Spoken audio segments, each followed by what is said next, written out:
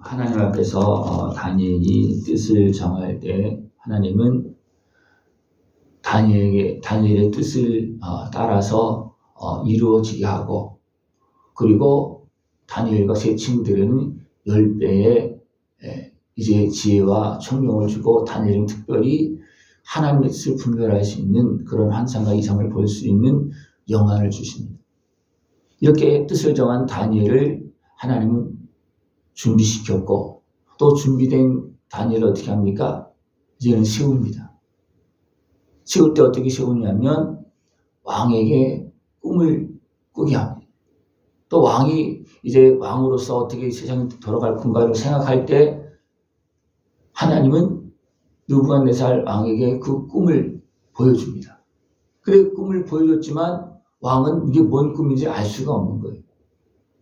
그래서 백성들에게 좀 지혜로운 사람들, 실백 또는 방백들을 불러서 그 꿈을 해석하라고 말합니다. 그 꿈을 그냥 해석만 하라고 하는 것이 아니라 그 꿈을 어떤 꿈을 꾸었는지 말하고 해석하라는 거예요. 그러니까 그 사람들이 뭐라 합니까?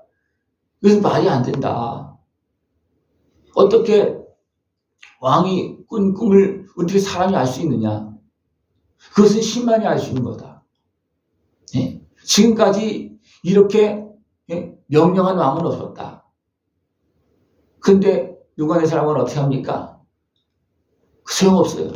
그래도 내가 꿈을 말하고 해석하라는 거예요. 예? 일반적으로 꿈을 말하면 해석을 이렇게 해도 저렇게 해도 하고 맞을 수 있고 틀릴 수도 있지만 해석을 할 수 있잖아요. 그죠? 그러니까 느부갓네살 왕도 또 그걸 또 알잖아요. 그죠? 그건 진짜가 아니다. 이건 누구라도 해석할 수 있다. 그건 진짜가 아니다. 진짜는 뭐냐? 꿈을 말하고 꿈을 해석하는 거다. 또 그것도 맞는 말이죠. 그죠? 진짜는 그러라는 거예요. 그러나 세상에 그 꿈을 말할 수 있는 사람은 한 명도 없는 거예요. 근데 누가 있어요? 다니엘은 있습니다. 그러니까 하나님은 느부갓네살 왕의 마음과 생각을 주관하시면서 됩니까? 준비된 다니엘을 세우는 겁니다.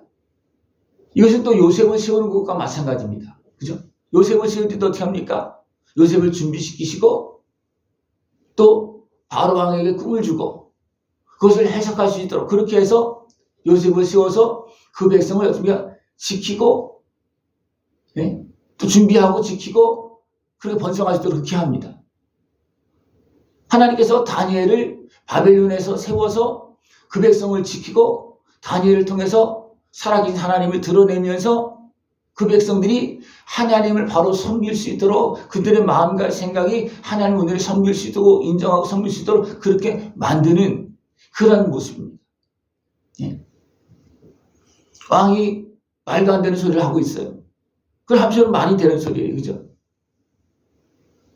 그래서 너희들이 꿈을 해석하지 못하면 다 죽는다. 아예 명령을 내립니다. 그것이 명령을 이제 아리옥에 이제 명령을 내렸을 때 아리옥이 이제 다 닥치는 자를 죽일 판이에요. 명령을 내렸기 때문에. 그리고 이제 다니엘과 그 친구들도 이제 죽을 수밖에 없는 그런 상황이 되어진 겁니다. 그랬을 때 다니엘 됩니까? 지혜롭고 민첩한 모습으로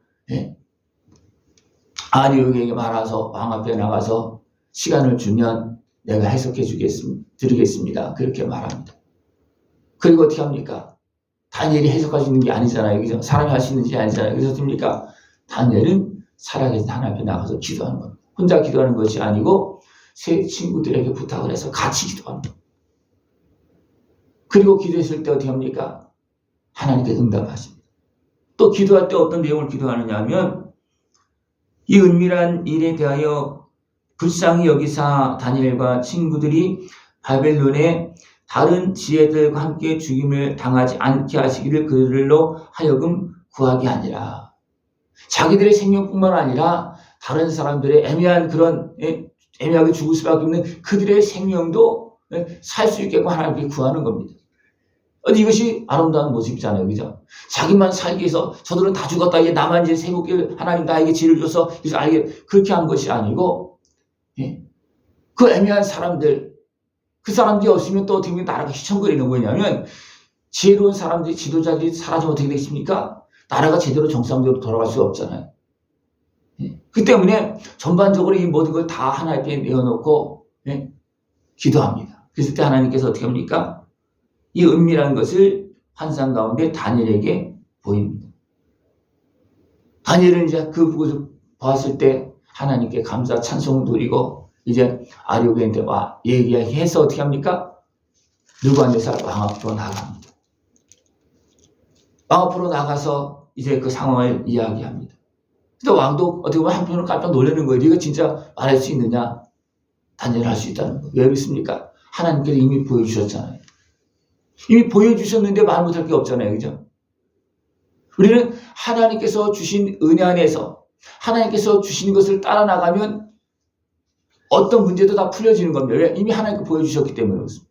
보여주신 대로 나가면 다니엘이 담대하게 내가 시간을 주면 해석하겠습니다 하는 것은 뭐예요? 이미 다니엘은 하나님을 경험했잖아요.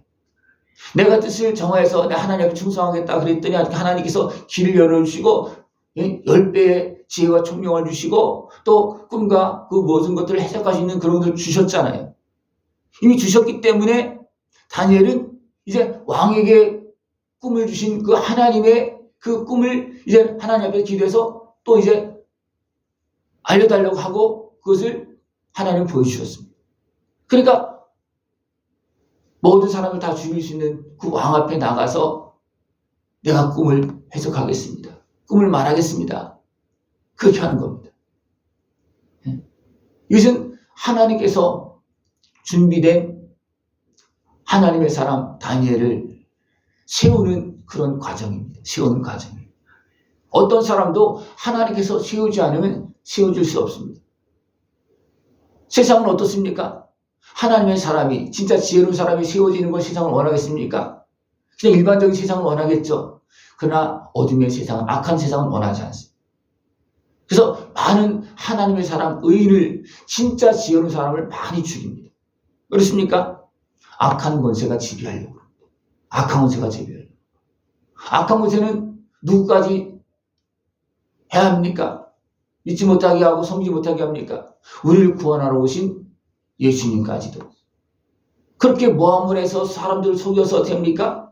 믿지 못하게 만들고 막 해하고 공격하는 그런 일을 행합니다. 다니엘이 분명히 이런 과정을 통해서 세워졌습니다. 그러나 세상은 어떻습니까? 악한 권세는 어떻게 합니까? 사람들의 마음을 충동해서 이미 다니엘의 세 친구를 죽이려고 그러다가 못 죽이고 또 다니엘을 또 죽이려고 어떻게 또 고발하고 막 그렇게 해서 어떻습니까? 다니엘을 사자고 던지도록 그렇게 만듭니다. 이것이 세상입니다.